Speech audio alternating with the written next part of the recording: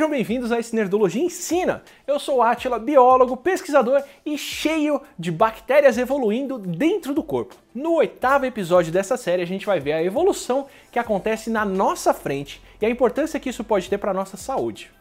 Até aqui na série falamos sobre os grandes passos da evolução na escala de milhões ou até bilhões de anos, conforme a gente olhava para minerais, funções biológicas importantes que apareceram, espécies e fósseis surgindo e recriamos o passado e outras mudanças importantes para entender como a gente chegou até aqui.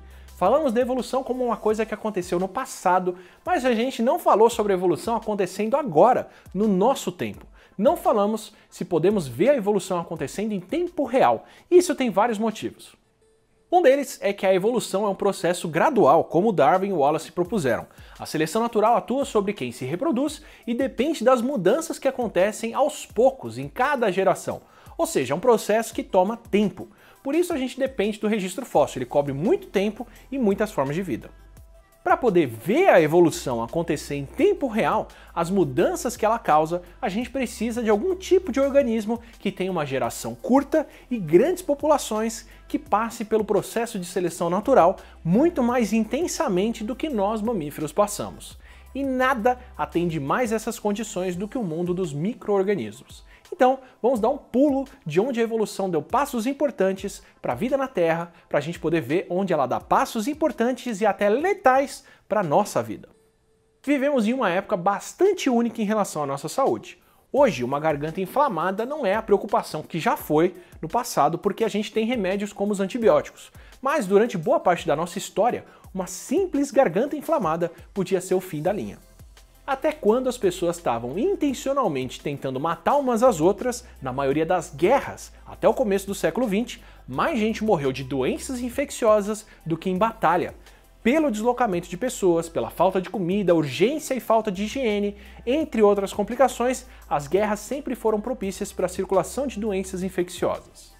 Na Guerra Civil Americana, por exemplo, entre os confederados separatistas do Sul e as forças da União do Norte, entre 1861 e 65, 2 vezes mais soldados morreram vítimas de infecções que eles pegaram durante a guerra, ou no acampamento, ou com ferimentos, do que por tiros de rifle e canhões. Parece muito? Pois já foi pior, como nas guerras napoleônicas, onde morreram 8 vezes mais soldados britânicos por conta de doenças infecciosas do que no combate ao Bonaparte. Já no século XX, as guerras se tornavam cada vez mais mortais para os soldados, com o aperfeiçoamento das armas e das munições, mas a proporção de fatalidades causadas pelas bactérias caiu muito graças a vacinas e a um remédio quase milagroso, os antibióticos.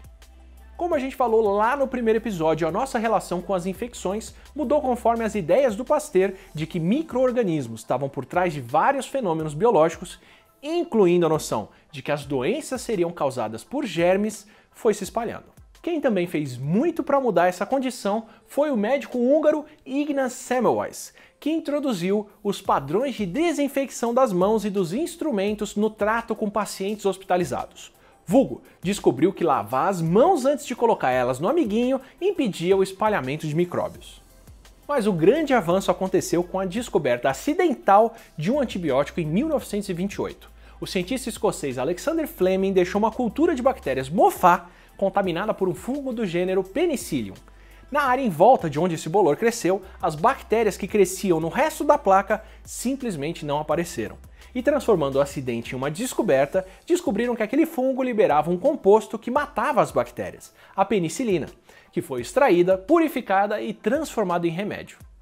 A partir da década de 40, a penicilina passou a ser usada para tratar de pacientes com infecções bacterianas e pacientes que antes teriam morte certa passaram a se recuperar em poucos dias. Tudo isso com um remédio com pouco efeito adverso em quem tomava, o que valeu o apelido para a penicilina de droga milagrosa. A penicilina foi tão importante e tão preciosa no começo da Segunda Guerra que enquanto a gente não sabia produzir em larga escala, ela era reaproveitada da urina de pacientes tratados para tratar mais gente. E seguindo a sua descoberta, produzimos outros antibióticos depois, streptomicina, cloranfenicol, tetraciclina, vancomicina, ampicilina, cefalosporinas, linezolida, ao ponto que por volta da década de 1960 chegamos a pensar que as doenças bacterianas seriam extintas. E esse até podia ser o caso se a evolução não fosse implacável, se a gente não tivesse um fenômeno evolutivo se tornando cada vez mais comum, a resistência das bactérias. Antibiótico é o nome que a gente dá para compostos orgânicos feitos por micro-organismos que causam a morte da célula ou o fim da divisão das bactérias e são produzidos naturalmente ou extraídos da natureza e modificados em laboratório. Na maioria dos casos, eles atacam a parede celular bacteriana e membranas das bactérias ou os ribossomos delas, estruturas que a gente não tem nas nossas células ou são muito diferentes das nossas, por isso elas fazem tão pouco efeito no nosso corpo em geral. Agora, se esses são compostos naturais, por que bactérias ou fungos vão produzir um composto que mata outras bactérias na natureza? Em parte porque a função biológica de algumas dessas moléculas é outra. Alguns antibióticos são moléculas de sinalização que as bactérias produzem em concentrações muito menores para poder conversar entre elas, mas na dose que a gente usa, elas acabam sendo letais. Como a diferença entre tomar um cafezinho ou comer meio quilo de cafeína em pó. A primeira dose te acorda e a segunda faz você dormir para sempre. Em outra parte, porque micróbios estão constantemente em guerra, e guerras bem mais sangrentas do que as nossas, ou pelo menos mais fatais. Principalmente no solo, as bactérias produzem antibióticos para poder eliminar concorrência, para matar as bactérias de outros tipos que estão ao seu redor. Os fungos também fazem isso e as formigas fazendeiras, como as saúvas, inclusive aproveitam essa habilidade para matar fungos e bactérias que iam contaminar os formigueiros. E para quem faz o antibiótico sobreviver a ele, esses organismos geralmente também produzem algo que dá resistência ao antibiótico, seja uma enzima que quebra ele ou até uma proteína que joga o antibiótico para fora da célula, onde é problema dos outros. Ambos os genes de produção de antibióticos e de resistência a eles acontecem na natureza e evoluem há bilhões de anos. Nós só nos metemos nessa briga que já acontece há tanto tempo. Quando anunciamos o fim das infecções na década de 60, a gente não sabia, mas a volta delas já estava acontecendo. Ainda na década de 40, quando começamos a usar a penicilina, algumas infecções já resistiam ao tratamento. Mas a descoberta dos novos antibióticos prometia salvação, como outros próximos da penicilina, que foram descobertos na década de 60 ainda. Mas logo em seguida começaram a aparecer bactérias resistentes a esses antibióticos também. A vancomicina, que foi desenvolvida em 1958, seria a saída para os casos de múltipla resistência, já que a resistência à vancomicina era difícil de aparecer no laboratório. Mas, de novo, bactérias resistentes começaram a aparecer ao redor do mundo em 1980 como casos de tuberculose multiresistente. O caminho da resistência sempre se repete. Conforme um antibiótico é desenvolvido e passa a ser mais usado, uma ou outra linhagem de uma bactéria como a Streptococcus pneumoniae com resistência é encontrada.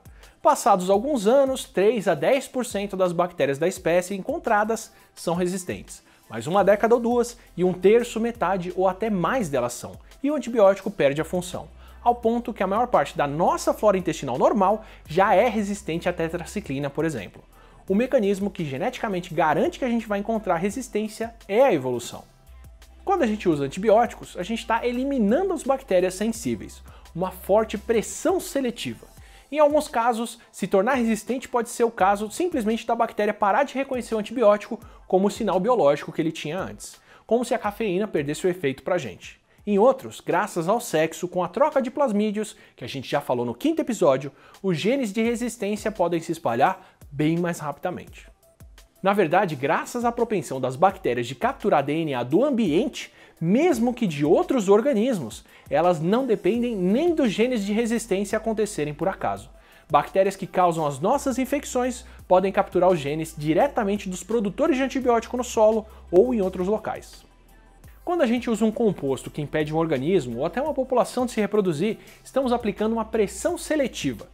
Seja esse composto um antibiótico, um inseticida spray em casa ou um herbicida numa plantação, quanto mais eficiente ele for, maior é o valor de uma mutação de resistência ou um plasmídio em contrabalancear ele. Ou seja, essa pressão seletiva tem que ser reservada para os momentos onde ela é mais essencial.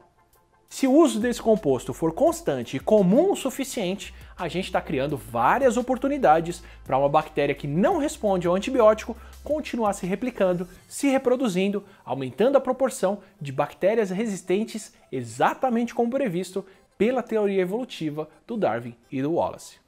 Mas também podemos contar com a evolução ao nosso favor. Se a gente levar em conta como a vida evolui e a relação entre os organismos, podemos procurar por bactérias ou fungos próximos daqueles que a gente já sabe que produzem antibióticos e tem uma boa forma de encontrar novos compostos com uma ação parecida e continuar na corrida de desenvolver novos compostos para a nossa saúde. E quando a gente usar esses novos antibióticos, também temos que levar em conta como as bactérias podem evoluir rápido e reagir a novas situações e usar isso em nosso favor. Por exemplo, o cinto de segurança, o fio dental, as cordas de violão e as cordas de escalada e até as cerdas das escovas de dente são feitos de nylon 6, que é um plástico sintético feito com moléculas com 6 átomos de carbono, daí o nome. Esse plástico foi desenvolvido em 1935 e nunca tinha aparecido na natureza antes. Parte do que faz ele e muitos outros plásticos serem extremamente duráveis acontece porque, como nunca existiram na natureza, nenhum organismo tinha sido selecionado com a capacidade de digerir esse tipo de molécula. Tinha sido, porque recentemente foi. Em 1975, pesquisadores japoneses descobriram bactérias de solo chamadas Arthrobacter que conseguiam digerir rejeito de nylon. Em menos de 40 anos, a seleção natural já tinha escolhido bactérias capazes de explorar uma nova fonte de energia. Bactérias que nós poderíamos cultivar para ajudar a processar o nylon descartado e reduzir muito o impacto ambiental do que a gente faz e joga fora. A evolução é um processo espontâneo e implacável, e o melhor que a gente pode fazer não é tentar impedir ela de acontecer, mas sim aproveitar que ela invariavelmente vai acontecer. Essa é a capacidade dos micro-organismos de reagir a mudanças ambientais. Sejam essas mudanças novos usos para as moléculas que os micróbios já usavam na guerra entre eles há bilhões de anos, ou novos polímeros sintéticos que nós criamos há menos de um século e estão entulhando o planeta. Nessa frente contra as superbactérias ou contra a poluição, a guerra não é ganha-bala, só poderá ser vencida com ciência e talvez com uma ajudinha do Darwin e do Wallace. O próximo passo é a gente ver quando essa guerra evolutiva acontece dentro do nosso corpo contra as nossas células. O que acontece quando as células trapaceiras traem o grupo e seguem o caminho evolutivo egoísta do câncer?